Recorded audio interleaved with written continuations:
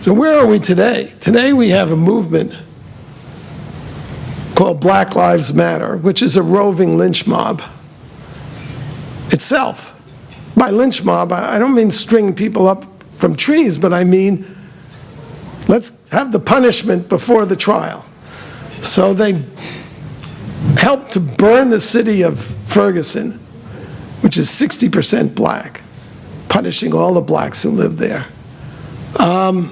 with a demand for the head of a white policeman because he was white. No evidence, no trial. We want his head. That's what it was about. That is a lynch mob. That was supported by the President of the United States, who is a racist. If you don't think that a Barack Obama is a racist, then you tell me how his chief advisor on race relations, who's been to the White House more than anybody else, is the racist Al Sharpton, a convicted liar who ruined the lives of 6 people by spreading the lies of Tawana Brawley, never paid the penalty, who owes the government $4.5 million in back taxes. Who could get away with that? He gets away with it because of what I call black skin privilege. If he were white, he would never get away with it. He'd never get away with being a racist and being near the President of the United States. Al Sharpton is a racial arsonist.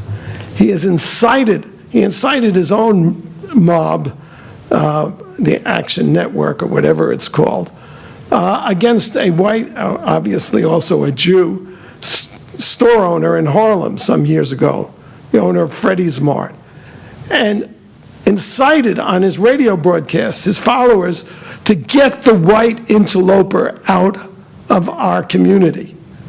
Get the white interloper out. One of his followers torched the store, killed 7 people of color. And Al Sharpton is today the president's go-to person on race relations. This is what we've descended to. And it really started with Sharpton and Jackson, 2 race hustlers, 2 racist race hustlers, targeting white people. If you're white, you're guilty before the fact. You're guilty just by being white. And if you're black, you're innocent, even if the facts eventually show that you were guilty. Like O.J. Simpson.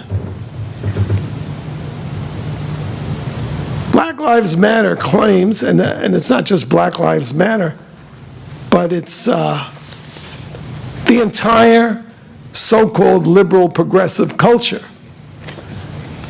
which supports Black Lives Matter. Maybe you don't know this, but the Democratic Party